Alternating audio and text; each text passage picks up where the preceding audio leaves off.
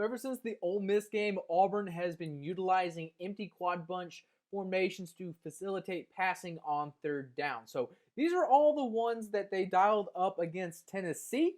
Only this one, the first one they ran, which was a slot drive angle look, was the only one that fell incomplete. This is the one they called twice, targeting the solo slant. Second time, the Joel pass interference.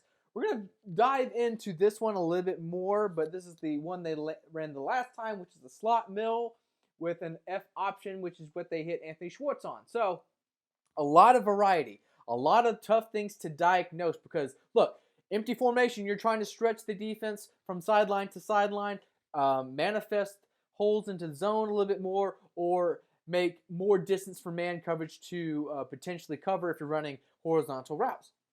And the bunch, of course, makes those holes in the zones come open a little bit easier and help confuse man assignments with the orientation. And because of how the bunch is, you can play with swaps. So conventionally, you know where certain players are going to be, but because they're lined up initially so close to together, you can switch which receiver has which role within the concept. While the concept is still basically the same thing, it looks completely different because you're seeing different routes from different positions. So that's exactly how the triangle concept comes open later. So let's look under the hood and see exactly how this comes open.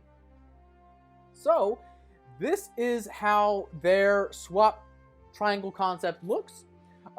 With our quads, you have R1, you have R1, you have 4, you have 3, you have 2. So on the conventional triangle, you have a spot, you have the dig there, and you have the flat route. But of course, because we're swapping around our orientation, you have the sit hook by number 4. You have 3 still sticking with that dig, but you have 2 taking over the flat route, and he runs an out route. So that type of action confuses. Now, Tennessee's in man. You can see they're doing, I don't know if this is an exchange call or not, but whatever happens, there is still further confusion. So it's man coverage, cover 2 man to be specific. That means 2 deep safeties, man underneath, and because of Bo Nix's ability to bust out of pockets as of late, they also drop a spy here. So whoop, drops in spy.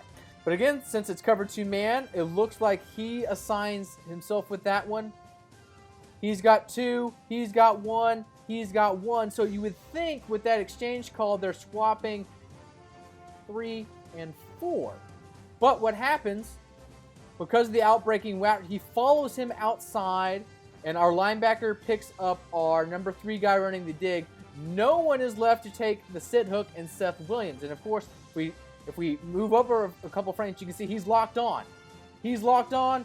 He is not locked on. So pretty easy pitch and catch situation, only 6-yard pitch and catch and some yak opportunity for Mr. Seth Williams. And anytime you get him the ball and room to operate, it's always good for this offense.